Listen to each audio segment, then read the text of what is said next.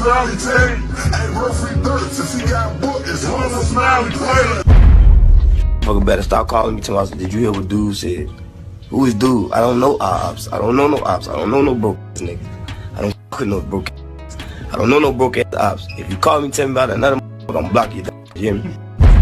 Nigga said if he ain't gonna do a song with me, fuck that nigga, I'ma diss him. Who killer dead though? Is you killer dead? One of them. Yo, face. Show your face, please. With sugar on top.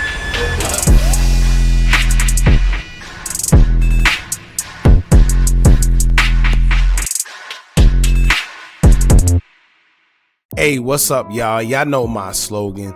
I don't know it all, but I know what I've been through. Now, before we get into this video, make sure you check us out on Patreon at www.patreon.com/Hookah Anonymous _.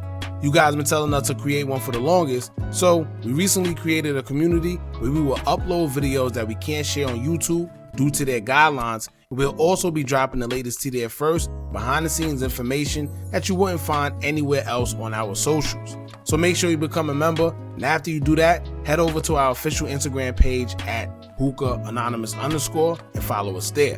Now without further ado, let's get into what you guys came here to see. Now, as much as everyone hoping to see peace in Chicago, it's like the minute we see everything starting to calm down and people are starting to just mind their own business, I don't know what it is, but it's always something to spark things right back up, and then boom, Chicago is back lit. And honestly, y'all, it almost feels as if some of these guys are paid to promote violence and have people crash out.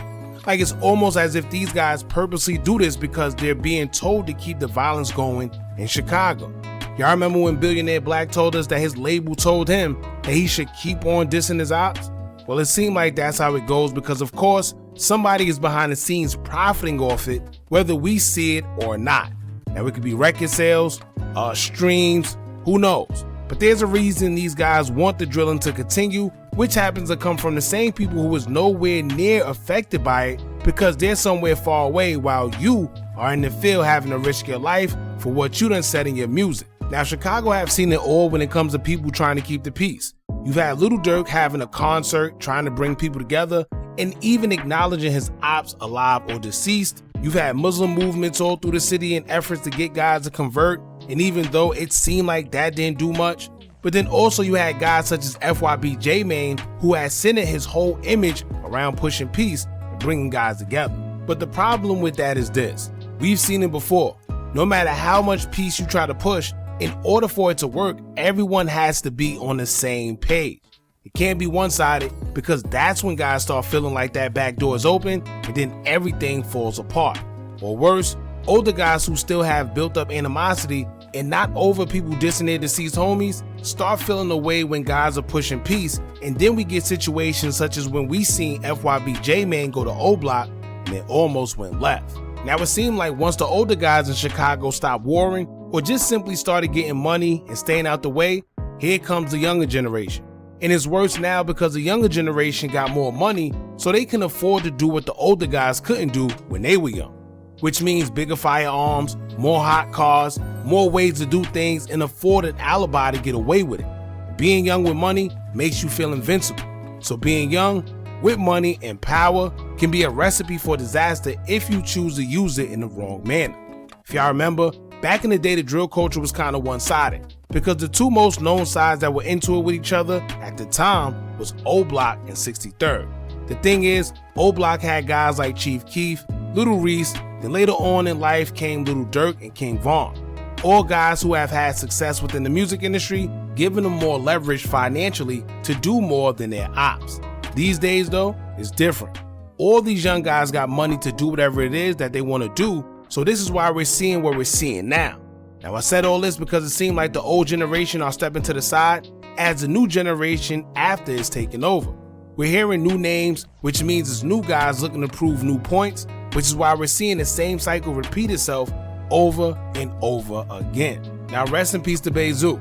I must say that since he passed away, we've seen everybody and their mothers coming out the woodworks with something to say about him.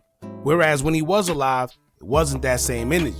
Maybe the same old 051 guys that we know about, in which we already knew of their back and forth, but that was about it. However, it would come out that as of recently, VonOff1700 with his Tossgang would go viral after his close affiliate ller would post a snippet of VonOff1700 dissing Lil Durk's cousin and Black Mob affiliate Smiley along with THF's own G-Baby. He went as far as to mention Lil Durk's name in the song as well, which is something we never seen from Von or anybody he's affiliated with.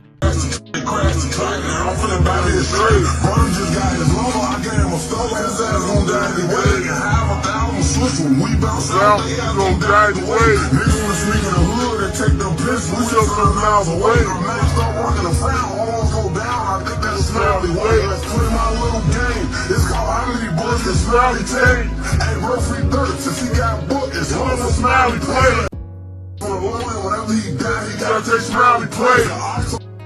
If they had the option to shoot, they probably made. Martin got put in the air, no heaven or hell. His ass just flying in space. Money say he put him break that not true. And Grandma Miami gay. Dump the Drizzy 50. Trying to say, I'm beating for more before he died. I'm gonna give some time to pray. Got the little dude load up them hot, say ain't no time to play. My label don't run. Now Smiley would respond after it went viral, as he would take to his IG story to say, quote, "This little boy say my name more than my chick. I ain't never seen this boy a day in my life. On my grandma." Now off the strength of him mentioning THF G-Baby's name, he will also respond as he would take to his IG story to say, quote, "Man, I swear to God, I don't want to battle rap with no ninja. Get that weak ass ish out of here though. All them made up ad drills don't mean ish this way, Aki. You stepping out your comfort zone with this." Now in a more recent story, he will also say, quote, "Cause they doing this ish for likes. They low-key trying to make the shade room." Nigga said if he ain't gonna do a song with me, that nigga I'ma diss him. You little nigga fucked up. Now, I don't know what in the world these guys be thinking. Matter of fact, I know exactly what they thinking, and this is the problem. They think that any of this would make it to platforms such as the Shade Room, and it never will. Those platforms aren't looking for this type of content, and it's funny because these guys really believe that they do. To be honest, if a lot of these drill platforms never covered their back and forths, then it would never get acknowledgement, but somehow they make it seem like a lot of bloggers are the problem when they're the ones giving the light. Now we're not sure why VonOff1700 decided to diss G-Baby and Smiley, but according to G-Baby, he hinted that Von wanted to do a song with him, and once he declined, now he wants to diss him. And it's sad because imagine really getting into street beef over not doing a song with somebody, because this is how it plays out. The song part isn't the problem, it's going to be whatever is said, and that's going to turn this one into something else, where something is going to be said that there's no coming back from, but then everybody's going to make it seem like it was over a song when it's past that. Now I seen somewhere else where they're saying that this stemmed from THF G-Baby hanging with one of Von's ops, and as y'all know, they said once you pick a side, you better stay there. Whether G-Baby picking a side or not, that's probably how Von feels, so he felt it was necessary to diss him if that is in fact the reason. But here's where THF Bayzoo would come in, because Bayzoo's name was mentioned, as in one breath he was dissed, and as a response to that diss, they also revealed that allegedly the person that took his life is already gone. So to sum it up, they're saying that they already got get back for Zoo, despite what people may have heard or thought. Yo, Zoo, nigga. Listen, that's cool and all, but I'm saying that's cool and all, but is Mook Killer dead though? Is Zoo Killer dead? One of them. No, they not. Stop. One of them is. Stop. One of them is dead. Then what's going on in this room for? Merchant, he not. Merchant, he not. That's a goofy.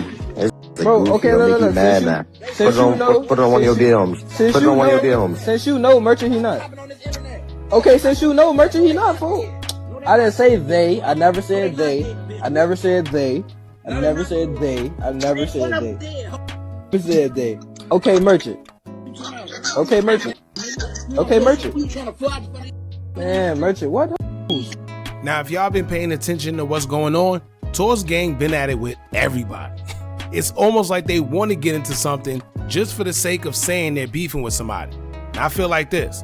A lot of these guys know that if they aren't dissing in their music or talking about drills, then they have nothing to rap about, and the fans aren't caring about their music. They know that as well. Majority of these guys within the drill culture, if they aren't dissing their ops or somebody deceased, then chances are they aren't relevant. So unfortunately, to keep it going, they literally have to diss. They have to talk about the deceased. They have to get in these interviews and create these viral moments dissing, or else nobody's going to pay attention to it. And it's a career path that's short-lived.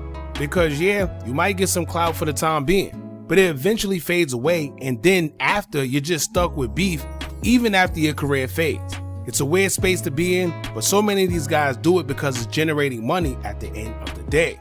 So as long as they can generate money from dissing and talking about drills, that's what they're going to continue to do until something else is profitable. Y'all gotta remember, since back in the days, these guys was on Twitter literally doing this for free. So imagine getting paid for it now. And at the end of the day, whether they alive or gone, these labels profit from it all without no repercussions. Crazy. Y'all jump in the comments, let me know what y'all think about this. How do y'all feel about the whole back and forth between Tossgang and THF? What do you think it means for the guys and crews that are stuck in the middle? Because there's guys who's cool and affiliated with both sides, seen as though these guys started as friends at once upon a time. But all it took was a music video or song to divide these sides, which may result into more body dropping, unfortunately.